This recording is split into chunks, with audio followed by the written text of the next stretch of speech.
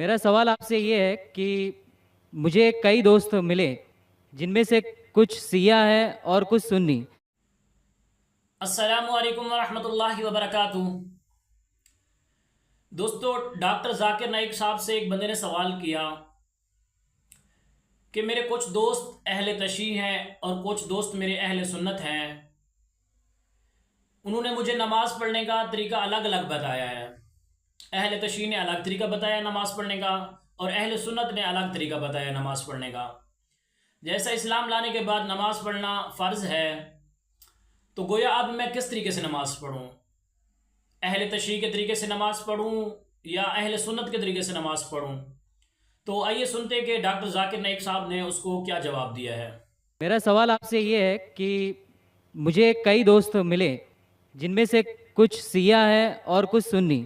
جیسے آپ نے کچھ دیر پہلے بتایا کہ جو انسان مانتا ہے کہ اللہ ایک ہے اور محمد علیہ السلام آخری پیغمبر ہیں، تو میں مانتا ہوں اس بات کو۔ تو اگر میں یہ کہوں کہ میں مسلمان ہوں تو یہ جھوٹ نہیں ہے، لیکن مسلمان بننے کے بعد ایک نماز پڑھنا بہت ضروری ہوتا ہے، اور کچھ طریقے ہیں جو دونوں ہی دوستوں نے مجھے بتائے، لیکن ان کے طریقے الگ الگ ہیں۔ تو مجھے یہ سمجھ میں نہیں آیا کہ کس کا طریقہ میں اپناؤں، کیونکہ دونوں ہی اپنے طریقوں کو صحیح سمجھیں۔ بھائی صاحب نے سوال کیا کہ اگر اللہ ایک ہے اس میں ماننا ہے اور محمد صلی اللہ علیہ وسلم پیغمبر ہے تو میں مانتا ہوں، تو اس طریقے سے مسلمان ہوں میں، لیکن میرے دو دوست، ایک شیعہ ایک سنی، اور مسلمان بننے کے لیے نماز پڑھنا ضروری ہے، تو کس طریقے سے نماز پڑھوں؟ بھائی صاحب، آپ کہتے ہیں کہ اللہ ایک ہے، آپ مانتے ہیں کہ اللہ کے پیغمبر محمد صلی اللہ علیہ وسلم آخری پیغمبر ہے، تو آپ نے کہا کہ کس طریقے سے نماز پڑھوں؟ یہ شیعہ سنی جو آپ نے پوچھا، آپ جب قرآن پڑھیں گے، قرآن میں نہ شیعہ ہے نہ سنی ہیں، قرآن میں نہ شیعہ ہے نہ سنی ہیں۔ قرآن شریف میں کہا گیا ہے سورہ عمران میں، سورہ نمبر 3 آیت نمبر 103 میں، وَاعْتَصِمُوا بِحَبْلِ اللَّهِ جَمِيعًا وَلَا تَفَرَّقُوا، کہ آپ آپس میں اکٹھا ہو کے اللہ کی رسی کو مضبوطی سے پکڑو۔ اللہ کی رسی ہے قرآن اور صحیح حدیث۔ تو آپ دیکھیں قرآن میں کیا لکھا ہے اور اللہ کے رسول کے صحیح حدیث میں کیا لکھا ہے۔ تو جو بھی آپ سے کچھ کہتا ہے، اگر قرآن اور صحیح حدیث کے مطابق ہے، آپ اس کی بات مانو۔ جو ذاکر کہتا ہے وہ بھی کچھ اہم نہیں اسلام میں، ذاکر اسلام میں زیرو ہے۔ جو ذاکر کہتا ہے وہ بات ماننا ضروری نہیں، لیکن جب میں قرآن کا حوالہ دیا تو آپ کو قرآن کی بات ماننا فرض ہے، جب میں صحیح حدیث کا حوالہ دیا تو آپ کو صحیح حدیث کی بات ماننا ضروری ہے۔ تو اسی لیے کوئی بھی شخص کچھ کہتا ہے، اگر اختلاف ہے اس میں، تو پھر سے رجوع ہو جاؤ قرآن اور حدیث کے پاس، کیونکہ قرآن میں لکھا ہے سورہ نساء میں، سورہ نمبر 4 آیت نمبر 59 میں، ورس نمبر 59 میں، اطیعوا اللہ واطیعوا الرسول، اللہ کی اطاعت کرو، اللہ کی بات مانو اور اللہ کے رسول کی بات مانو۔ اور وہ لوگ those who have been charged with authority, جو اولو الامر ہے، وہ لوگ جو آپ کے امیر ہے۔ لیکن اگر ان میں اختلاف ہے، پھر سے رجوع ہو قرآن اور حدیث کے پاس، اللہ اور اللہ کے رسول کے پاس۔ تو اگر دو شخص، دو عالم، کوئی بھی اگر اختلاف ہے، آپ پھر سے مڑو اللہ اور اللہ کے رسول کے پاس، قرآن اور صحیح حدیث کے پاس۔ پھر دیکھو کہ کون سا دوست، کون سا مسلم، کون سا عالم، کون سا مولانا قرآن اور صحیح حدیث کے مطابق کہہ رہا ہے۔ آپ سمجھے؟ تو اس سے پتہ چلے گا کہ کیا صحیح ہے۔ آپ بولتے ہیں کہ نماز پڑھنے کے طریقے میں اختلاف ہے، شروع میں کم از کم جو یکساں ہے وہ تو شروع کرو۔ اختلاف بہت تھوڑا ہے، نماز کے طریقے میں اختلاف بہت تھوڑا ہے، جو یکساں ہے وہ تو شروع کرو۔ اگر آپ مسلمان بننا چاہتے ہیں تو اتنا وقت کیوں لے رہے؟ خالی نام کے مسلمان ہونا ضروری نہیں ہے، وہ کوئی فائدہ نہیں۔ عملی طور پہ مانو کہ اللہ ایک ہے، اس کی عبادت کرو، اور آخری رسول محمد صلی اللہ علیہ وسلم پہ ایمان لاؤ، اور اس کے بعد پھر تحقیق کرو۔ آپ کے دو دوست لوگ جو بول رہے قرآن سے کون میچ کرتا ہے، صحیح حدیث سے کون میچ کرتا ہے، کیونکہ اللہ کے رسول فرماتے، صحیح بخاری کی حدیث ہے، اس طریقے سے نماز پڑھو جس طریقے سے آپ نے مجھے دیکھا۔ تو جو صحیح حدیث سے ثابت ہے، قرآن اور صحیح حدیث سے، اس طریقے سے نماز پڑھو۔ لیکن اگر 19-20 فرق ہے، کم از کم جو یکساں ہے وہ تو شروع کرو۔ اختلافی باتوں پہ تحقیق کرو، इंशाल्लाह पता लग जाएगा आपको क्या सही है। तो इंशाल्लाह अभी आप सिर्फ नाम के मुसलमान मत न हो, अमली तौर के ऊपर मानो कि अल्लाह एक है और अल्लाह के रसूल मोहम्मद सल्लल्लाहु अलैहि वसल्लम आखिरी पैगंबर है। मेरा सवाल ये है सर आपसे, आप जब किसी हिंदू गीता या वेद का हवाला देकर अगर आप कुछ बोलते हैं या कुरान से वो मिलता है तो क्या उसके ऊपर हम अमल कर सकते हैं? भाई साहब का सवाल है कि जब मैं गीता का हवाला देता हूँ, वेद का हवाला देता हूँ, दूसरे मजहबी किताबों का हवाला देता हूँ, जब वो कुरान से मिलती है तो क्या हम उसके ऊपर अमल कर सकते हैं? कुरान की बात या वेद की बात करें या गीता की बात? गीता या वेद की? गीता या वेद। तो अगर जो चीज़ वेद और गीता में लिखी है और जो कुरान से मिलती है, क्या हम उन पे अमल कर सकते हैं? मेरा कहना ये है कि कुरान को कहा गया फुरकान। फुरकान मतलब वो चीज़ जो सच और झूठ के बीच में जो डिफरेंस है उसको पहचानती है। फुरकान यानी फ़र्क, हक और बातिल के दरमियान जो फ़र्क है उसको पहचानती है कुरान। जिस तरीके से मैंने कहा कि कई पैगंबर आ चुके हैं मोहम्मद सल्लल्लाहु अलैहि वसल्लम के पहले, उसी तरीके से कुरान में लिखा है सूरह रअद में सूरह नंबर 13 आयत नंबर 38 में कि हमने हर दौर में एक किताब नाजिल की है।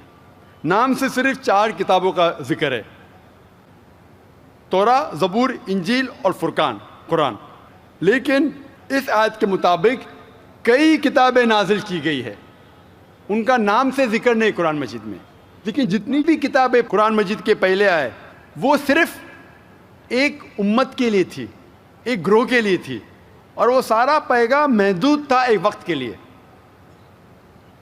इसीलिए अल्लाह सुब्हानहू व तआला ने, खुदा ने ये सारी किताबों को महफूज रखने के लिए सही नहीं समझा, क्योंकि ये महदूद थी उस वक्त के लिए। इसीलिए ये जितनी किताब पहले नाजिल हुई वो महफूज नहीं है, ना उसकी ज़रूरत है। लेकिन क्योंकि कुरान मजीद आखिरी कलाम है अल्लाह सुब्हानहू व तआला का, इसीलिए अल्लाह सुब्हानहू व तआला खुद कहते हैं सूरह हिजर में सूरह नंबर 15 आयत नंबर 9 में कि हमने इस कुरान मजीद को नाजिल किया है और हम इसकी हिफाजत करेंगे। तो जितने पहले किताबें आए उनके अंदर मिलावट हो चुकी है। जिस तरीके से अल्लाह ताला फरमाते कुरान मजीद ने सूरह बकरा में सूरह नंबर 2 आयत नंबर 79 में, फ़वैलुल लिल्लज़ीना यक्तुबूनल किताब बिअयदीहिम सुम्मा यक़ूलूना हाज़ा मिन इंदिल्लाह लियश्तरू बिही समनन कलीला फ़वैलुल लहुम मिम्मा कतबत अयदीहिम ववैलुल लहुम मिम्मा यक्सिबून। लानत है उन लोगों पे जो लोग किताब अपने हाथ से लिखते हैं और कहते हैं ये खुदा की तरफ से है। लानत है उन लोगों पे जो कमाते हैं, लानत है उन लोगों पे जो लिखते हैं। तो इससे ये जाहिर होता है कि जितने पहले किताबें आए उनमें मिलावट हो चुकी है।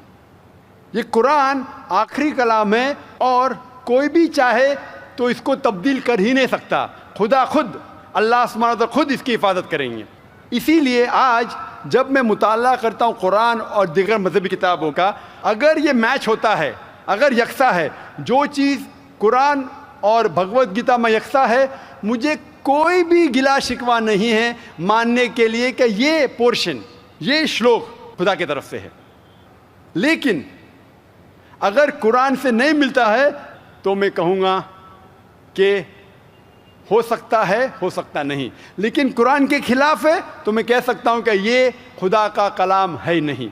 इसीलिए जो कलाम कुरान से मिलता है, चाहे वो श्लोक हो या मंत्रा हो, वेद का हो, उपनिषद का हो या गीता का हो, या चाहे धम्मापट का हो, अवेस्ता का हो, दसातीर का हो, चाहे ओल्ड टेस्टामेंट का हो, न्यू टेस्टामेंट का हो, जो भी चीज़ कुरान से मिलती है, हम मुसलमानों को कोई गिला शिकवा नहीं मानने के लिए कि ये भाग खुदा की तरफ से है।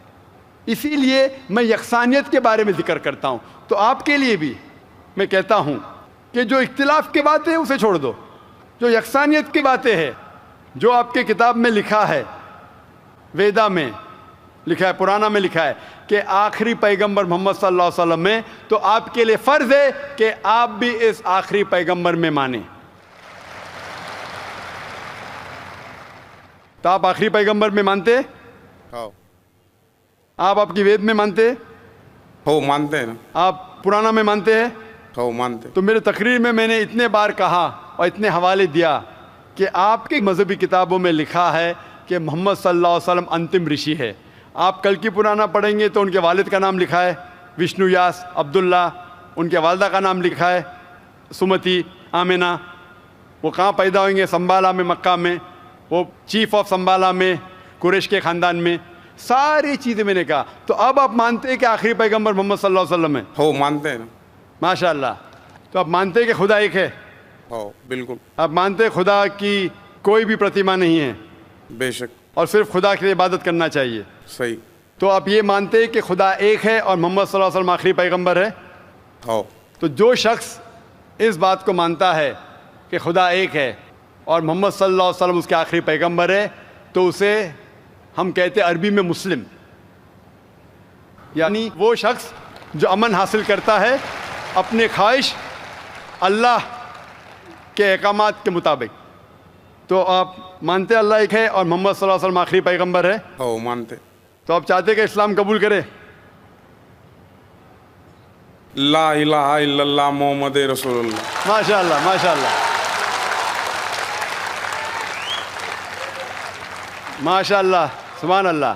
آپ صرف زبان سے کہہ دیے کہ اللہ ایک ہے، اس کے علاوہ کوئی معبود نہیں عبادت کے لائق، اور محمد صلی اللہ علیہ وسلم آخری پیغمبر، آپ مسلمان ہیں. جس طریقے سے آپ نے سوال کیا مجھے شک ہو رہا تھا کہ ماشاء اللہ آپ مومن ہیں، اور میں دعا کرتا ہوں اللہ سبحانہ تعالیٰ سے کہ آپ کو انشاءاللہ اس دنیا اور آخرت میں سفلتا دے.